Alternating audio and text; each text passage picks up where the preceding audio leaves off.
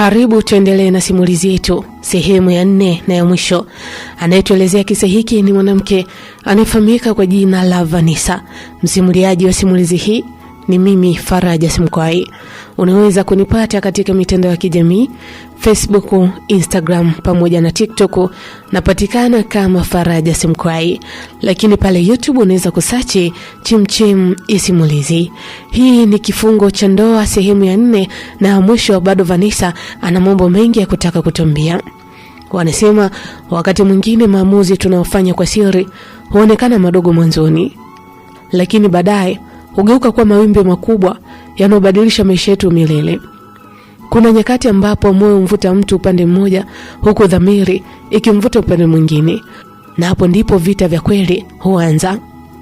Vanessa, mimi nilijikuta katikati ya maisha mawili tofauti. Yaani maisha niliyokuwa ninaishi mbele za watu na maisha ambayo yalikuwa yakifichwa ndani ya moyo wangu. Kadri siku zilivyokuwa zikipita, ndivyo siri nilizokuwa nimezificha zilivyozidi kuwa nzito kuzibeba. Je, ni nini hutokea pale ambapo mtu anaanza kutafuta furaha nje ya maisha aliyokuwa nayo tayari? Na je, upendo unaweza kuhalalisha maamuzi ambayo yanaweza kuwaumiza wengine? Na moyo unapochagua njia yake mwenyewe, huwa tayari kubeba matokeo ya uchaguzi huo? Maswali haya ndio yaliyoanza kunizunguka kila siku. Vanessa, mimi bila kujua kwamba safari niliyokuwa nimeianza ilikuwa inakaribia kuingia katika sura ngumu zaidi kuliko zote nilizowahi kupitia. Tuendelee na simulizi yetu. Vanessa anaendelea kusema. Vanessa anasema, kadri siku zilivyokuwa zikipita, ndivyo karibu wangu mimi pamoja na Brian ulivyozidi kuongezeka. Kila mazungumzo yetu mimi pamoja na Brian yalionekana kunifanya nijisikie mwepesi zaidi moyoni mwangu. Vanessa, mimi nilianza kupata kile ambacho nilikuwa nimekikosa kwa muda mrefu sana. Nilihisi kusikilizwa, nilihisi kueleweka. Nilihisi kuthaminiwa kwa namna ambayo moyo wangu ulikuwa ukitamani. Kila asubuhi nilipoamka, nilijikuta nikitazama simu yangu kwa hamu ya kuona kama Brian alikuwa amenitumia ujumbe au la. Na wakati mwingine nilitabasamu peke yangu bila sababu yoyote iliyoonekana. Mabadiliko hayo hayakuwa asili tena kwangu. Nilikuwa nayahisi, nilikuwa nayaishi. Na kwa mara ya kwanza Vanessa, mimi nilianza kuhisi furaha ambayo sikuwa nimehisi kwa miaka kadhaa tangu nifunge ndoa na Abu.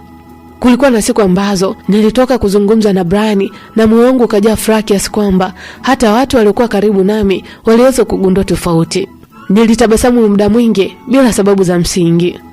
Yaani Vanessa, mimi huwezi amini, kulikuwa na nyakati ambazo nilihisi dunia imekuwa nyepesi zaidi kuliko kawaida.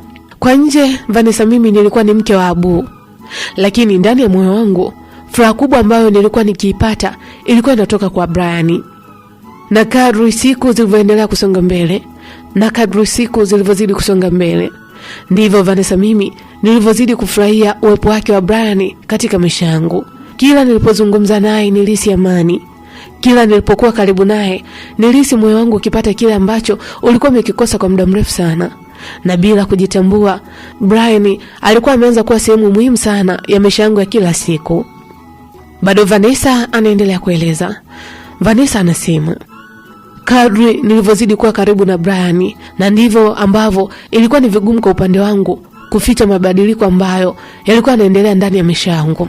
Wahenga walisema mapenzi ni kikohozi, hata wafiche vipi yatajionyesha tu. Ingawa Vanessa, mimi nilijitahidi kuonekana wa kawaida mbele ya Abu, ukweli ni kwamba kulikuwa na mambo mengi ambayo yalianza kujionyesha bila mimi kutambua. Abu alikuwa ni mtu makini sana. Abu alikuwa akinisoma hata pale ambapo sikuwa nikizungumza naye. Abu alikuwa akigundua mabadiliko ya hisia zangu hata kabla sijasema. Na siku moja niligundua kwamba Abu alikuwa ameanza kuhisi jambo tofauti kwa upande wangu. Nakumbuka usiku huo tulikuwa tumekaa sebuleni baada ya mtoto wetu kulala. Kulikuwa na ukimya wa muda mrefu kati yetu. Basi ghafla Abu alivunja ukimya na kuniambia. Akasema, Vanessa, mke wangu.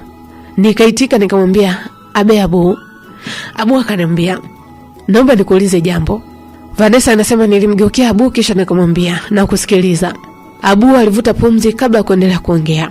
Kisha Abu akasema, Vanessa, mke wangu, je, kuna mtu mwingine anayekupa furaha kuliko ninayokupa mimi?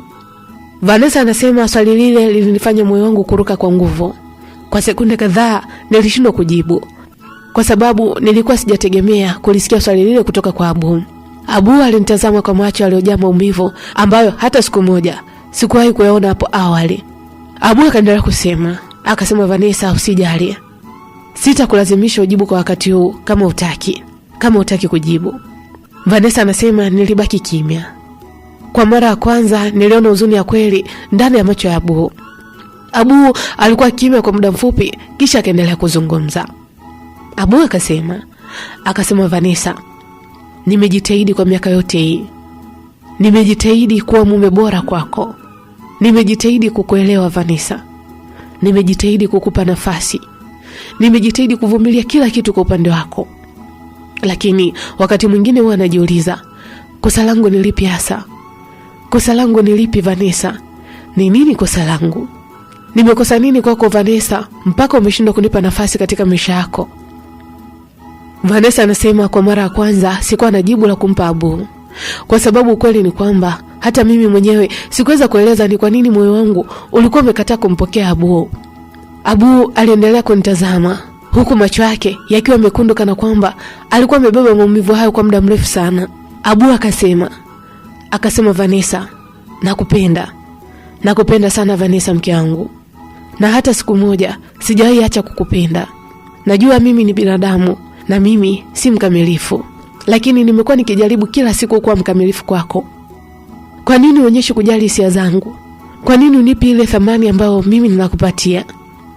Vanessa anasema Abu aliongea maneno haya japo aliongea kwa maumivu, lakini hakukasirika, hakufoka, hakunitukana, na badala yake Abu alifanya jambo ambalo sikuwahi kulitegemea. Abu alinisogelea kidogo kisha akasema Vanessa, najua umeshindwa kunipa jibu kwa siku hii hapa ya leo. Sijajua ni kwa nini. Huenda ni swali ambalo nimekushtukiza au ni swali ambalo halina majibu. Kama kweli Vanessa, kuna mtu mwingine ndani ya moyo wako ambaye unahisi unampenda kuliko mimi Abu, niambie. Siri hiyo sitamwambia mtu yoyote yule. Nitakaa nayo. Vanessa anasema nilimwangalia Abu kwa mshangao. Abu akaendelea akasema kama ukiniambia, sitamwambia baba yako, sitamwambia mama yako, na sitawaambia ndugu zako, hata kama watanilaumu, lakini siri hiyo nitabaki nayo moyoni mwangu. Vanessa anasema sebule ilitulia kabisa. Kisha Abu akaendelea kusema kwa sauti ya utulivu iliyokuwa imejaa maumivu. Akasema, Vanessa, Abu, mimi nakuachia wewe uamue kuendelea na wewe mwanaume ambaye unahisi anakupa furaha au kuendelea na mimi. Vanessa anasema Abu aliendelea kuongea. Abu akasema sio kwamba anapenda kufanya yote haya. Tatizo ni moyo wangu Vanessa. Yaani naforce tu moyo wangu kusonga mbele, ila moyo wangu bado unagoma. Vanessa, siko sawa, ila naforce tu kuwa sawa. Nafsi yangu imeinama Vanessa. Siko huru kabisa, maana moyo wangu kila muda unanisukuma kutaka uwepo wako. Yaani Vanessa, nimekuwa ni kama mgonjwa nisiyekuwa na matumaini ya kupona. Yaani kwangu kila ninachokifanya kwamba angalau nikusahau, naona ndo nazidisha ugonjwa. Lakini siamini kama kweli huu utakuwa mwisho wa penzi letu. Vanessa, nakumbuka kipindi kile wakati tunafunga ndoa, uliniahidi kuondoka na mimi kila sehemu. Uliahidi kutunza na kulinda upendo wetu. Tena ukaweka na kiapo kuwa hutaniacha hata iweje. Lakini leo hii Vanessa, ninajihisi kabisa Abu mimi kwamba neno kwa heri ni gumu kulisikia kwangu. Sitaki kuamini kuwa kila kitu ulichokisema kwangu kipindi kile tunafunga ndoa ulikuwa unanidanganya. Vanessa, mbona uliniahidi kunifuta chozi na kulia pamoja na mimi? Iweje leo wewe chanzo cha mimi kulia na hakuna hata mtu mmoja wa kunituliza? Yaani Vanessa, unataka kuondoka na lile tumaini lililonipa nguvu kila siku.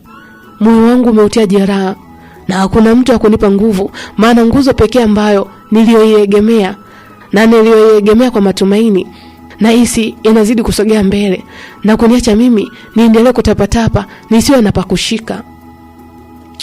Vanessa, bado najifunza kuishi na ukimya.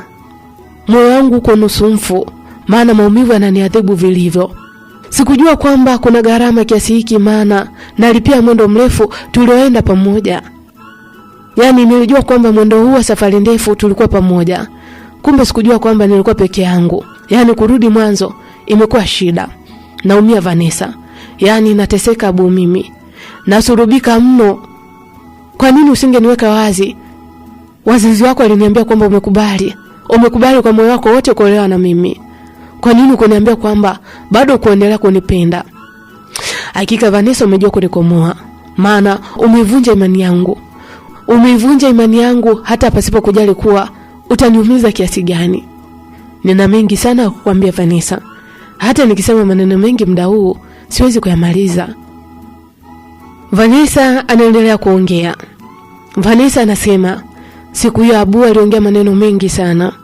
Abu aliongea maneno yenye maumivu kupita kiasi. Na baada ya Abu kuongea maneno hayo, aliondoka pale sebuleni na kuniacha peke yangu. Nilibaki nikiwa nimekaa pale kwa muda mrefu sana. Usiku ulikuwa umeenda, lakini usingizi haukuwa na nafasi machoni mwangu. Na kila nilipojaribu kufumba macho, mawazo yangu yalizidi kuongezeka. Kwa mara ya kwanza nilihisi uzito wa uamuzi uliokuwa mbele yangu. Nilijiuliza maswali mengi ambayo sikuwa na majibu yake. Nilijiuliza kama ningeamua kuondoka kwa Abu na kurudi nyumbani kwa wazazi wangu, je, wazazi wangu wangenielewa? Na je, ningewaelezaje kwamba nilitaka kuachana na mwanaume ambaye walimpenda na kumheshimu kuliko mtu mwingine yoyote? Je, ningewaambia nini wazazi wangu? Kwamba Abu anipendi? Hapana. Kwamba Abu aniheshimu?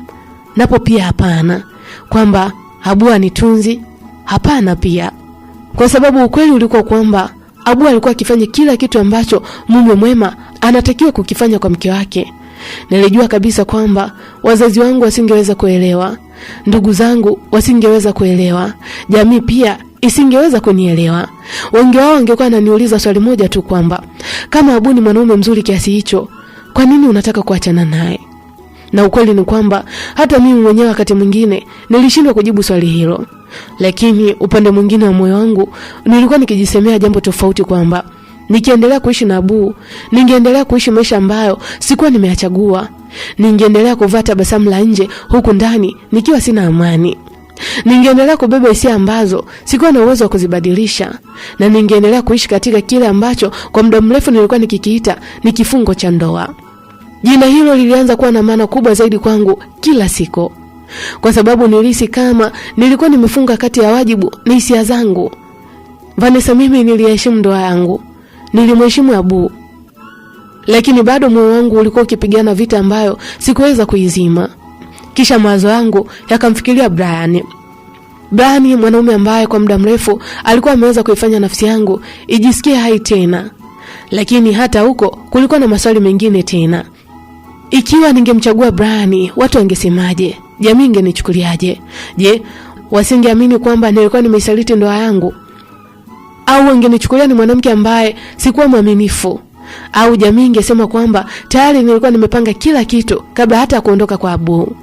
Kadri nilivyozidi kufikiria, ndivyo nilivyozidi kugundua kwamba kila njia iliyokuwa mbele yangu ilikuwa na maumivu yake. Kila uamuzi ulikuwa na gharama yake. Hakukuwa na njia rahisi kwa upande wangu. Hakukuwa na jibu rahisi. Usiku ule nilikaa peke yangu nikitazama gizani. Kwa mara ya kwanza baada ya miaka mingi, sikujiona kama mwanamke aliyekuwa anatafuta furaha, bali nilijiona kama mwanamke aliyekuwa anatafuta ukweli wa moyo wake. Lakini ukweli huo ulionekana kuwa mgumu zaidi kupata kuliko nilivyowahi kufikiria. Tangu siku hiyo Abu aliponipa maneno hayo, hakuwa tena mtu ambaye alikuwa ananifikiria. Na kila siku alikuwa ananiambia kwamba siku ukiwa tayari kunipa jibu kwamba uko tayari kuendelea na mimi au uko tayari kuendelea na maisha mengine, basi utaniambia. Lakini bado niko njia panda. Bado najiuliza. Kwenda nyumbani bado naogopa. Nyumbani wanampenda sana Abu. Wanamuona kwamba ni mwanaume sahihi kwangu. Lakini moyo wangu unampenda Brian. Natamani niondoke niende mbali na ndoa hii. Nisiage kwa Abu, nisiage nyumbani, na nisimwage mtu yoyote yule. Niende nikaanze maisha yangu mapya. Ikibidi hata huyu mtoto nimwache kwa Abu. Natamani kwanza maisha yangu mimi Vanessa. Nianze maisha ambayo nilikuwa nimeyategemea. Nianze maisha ambayo nilikuwa nimejipangilia namna ya kuishi. Lakini bado niko njia panda. Sijui bado niendelee kuwa katika kifungo hichi cha ndoa au niende nikaishi maisha ya mbali. Nilipe ambalo nilifanye. Bado nipo njia panda. Kwa wakati huu bado nipo katika ndoa na Abu. lakini kwa wakati huu nipo katika mahusiano na mwanaume mwingine anayefahamika kwa jina la Brian, lakini bado naogopa kuambia ukweli nyumbani kwa sababu naogopa kuiumiza familia yangu. Ni kipi ambacho nikifanye Vanessa mimi? Maoni yako pia yana mchango mkubwa katika maisha yangu. Ni kipi nikifanye? Na huo ndio mwisho wa sehemu ya 4 wa simulizi inayokwenda kwa jina la Kifungo cha Ndoa. Na kuambia tu kwamba simulizi hii ni kisa cha kweli ambacho anatuelezea mwanamke anayefahamika kwa jina la Vanessa. Ukumbuke kwamba majina aliyotumika katika simulizi hii si majina halisi bali ni ya kufikirika tu. Lakini Vanessa bado yuko kwenye kifungo, hajui ni kipi cha kufanya. Kwa hiyo kama utakuwa na maoni na ushauri, unaweza ukatuma ujumbe wako ili uweze kumshauri kile ambacho unahisi ni sahihi Vanessa kukifanya. Msimuliaji wa simulizi hii ni mimi Faraja Semkwai. Unaweza kunipata katika mitandao ya kijamii, Facebook, Instagram pamoja na TikTok, napatikana kama Faraja Semkwai. Lakini pale YouTube unaweza kusearch Chimchim ya Simulizi. Kifungo cha Ndoa.